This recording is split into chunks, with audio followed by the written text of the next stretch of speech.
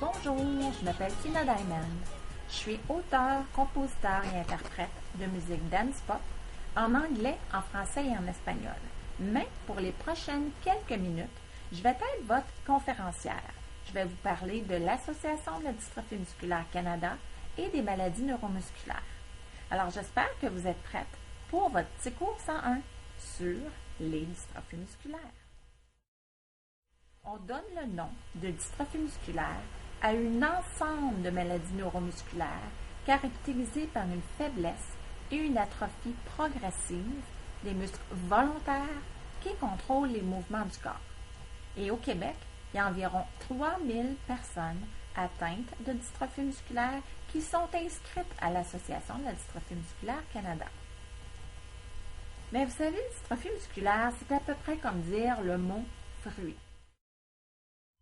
Une pomme et une banane, ce sont toutes les deux des fruits, mais sont pas mal différents l'un de l'autre, non?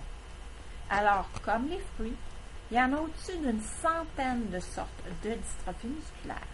Mais en général, ce sont les muscles qui n'ont pas la capacité de se développer normalement.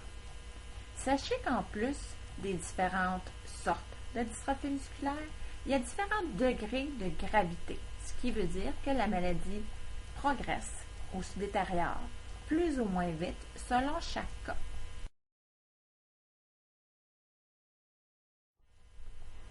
Chaque forme de dystrophie musculaire est causée par une erreur dans un gène spécifique associé à une fonction musculaire. Les gens sont portés à dire souvent, faites de l'exercice pour renforcer les muscles. Mais ça ne marche pas du tout comme ça. C'est même tout le contraire des fois.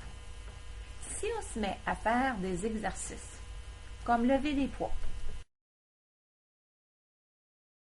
ce serait à peu près comme vider notre tank à gaz en une seule fois, puis par la suite, on serait épuisé pendant 2-3 semaines.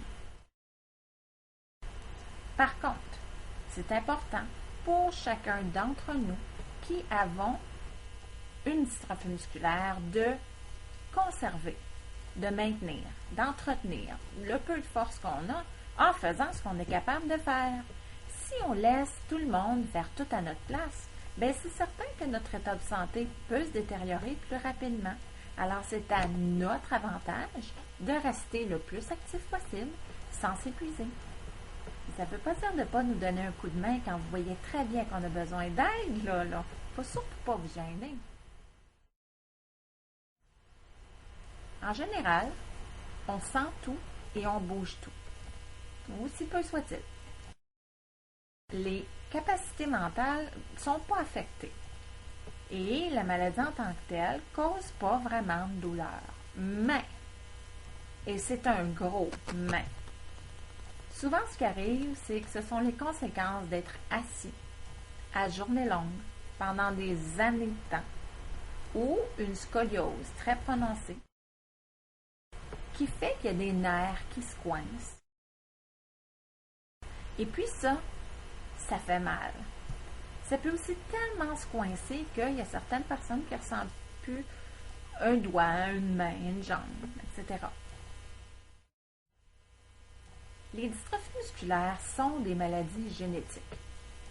Les différentes formes de dystrophie musculaire peuvent être transmises d'une génération à l'autre ou elles peuvent survenir de façon spontanée à la suite de la mutation d'un gène précis.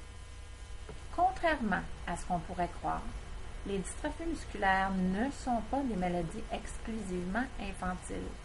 La maladie peut toucher n'importe qui, quel que soit l'âge. Avec le temps, les gens atteints de maladies neuromusculaires peuvent perdre la capacité de marcher, de parler et même de respirer. Pour certains, la maladie est fatale. Là, ce que je vais vous dire, c'est vraiment très personnel. C'est comme me mettre à nu devant vous. J'ai dit à nu, pas tout nu! Moi, ma maladie s'appelle amyotrophie spinale. C'est cute, hein? C'est la forme la plus répandue de ce type de maladie. En d'autres mots, j'ai la maladie neuromusculaire la plus populaire. Je dois faire usage d'un fauteuil roulant motorisé en tout temps. J'habite seule en appartement depuis l'âge de 19 ans, mais chez moi, j'ai recours à des services de préposés aux bénéficiaires pour certaines tâches personnelles. Je ne peux pas du tout me tenir sur mes deux jambes. Et pour moi, une livre, c'est pesant. Les gens ont souvent de la difficulté à comprendre ce que c'est que de vraiment pas avoir beaucoup de force physique. Et actuellement, pour qu'une personne comprenne vite, je lui serre la main de toutes mes forces et à ce moment-là, elle saisit. Mais ce que j'aimerais que vous fassiez à la place, c'est que la prochaine fois que vous allez prendre une tasse de café, un verre de jus, un verre d'eau, j'aimerais que vous leviez votre verre à la hauteur de votre bouche, OK? Que vous ressentez comme il faut votre verre. Prenez le temps de ressentir son poids. Vous allez voir, c'est vraiment pas pesant sûrement pour vous. Je suis sûre que c'est presque un poids plume. J'aimerais que vous vous dites à ce moment-là que moi, là, ça me prend mes deux mains pour y arriver. Puis c'est pesant. C'est à peu près comme si je vous demandais de lever un gros seau d'eau, bien plein, là, le lever avec vos deux mains puis boire avec ça toutes les fois. C'est à peu près l'équivalent, même que pour moi, je suis sûre que c'est plus pesant que ça. Mais vous savez, ça reste que les handicaps sont circonstanciels. Leur importance varie selon l'accessibilité, les outils disponibles, nos attitudes et celles des autres. Et ça, ça m'amène à vous parler de l'importance de vos dons. Vos dons font une très grosse différence. Entre autres, il y a un pourcentage des dons qui va à la recherche pour un jour éliminer les maladies neuromusculaires. Et de toutes les recherches sur les maladies neuromusculaires qui se font au Canada, bien 50% de ça se fait ici même au Québec. Il y a un autre pourcentage des dons qui va pour le soutien en général et le reste de l'argent va pour acheter de l'équipement essentiel et très important pour améliorer la qualité de vie des gens atteints de maladies neuromusculaires et ainsi nous permettre d'être des citoyens actifs qui contribuent à l'épanouissement de la société. Les équipements peuvent varier du plus gros au plus petit, comme des fauteuils roulants motorisés, des ascenseurs de toutes sortes, des bancs de douche et pour certains même des respirateurs qui, de ce fait, prolongent l'espérance de vie.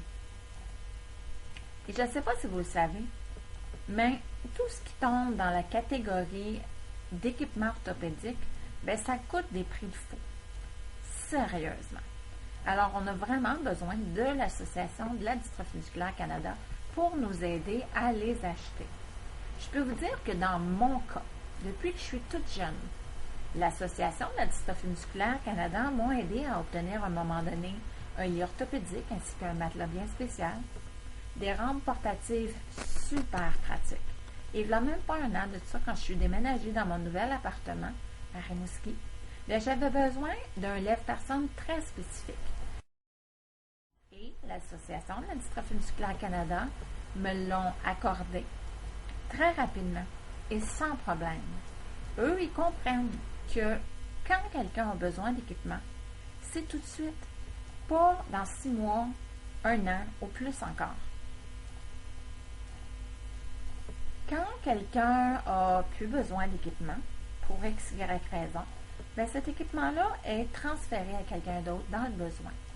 Chaque année, il y a environ 600 demandes de prêt d'équipement et il y a 100 équipements neufs qui doivent être achetés. Et juste pour vous donner un petit exemple, un lève-personne coûte environ 3 000 $. Un fauteuil roulant motorisé coûte pas moins que 12 000 $. Un coussin orthopédique coûte facilement 500 $. Alors, encore une fois, c'est certain qu'on a besoin de l'Association de la dystrophie musculaire pour nous aider. Alors, en conclusion, j'aimerais que vous sachiez qu'en 2009, les pompiers du Canada ont contribué à 28% de toutes les sources de revenus qui aident l'Association de la dystrophie musculaire Canada.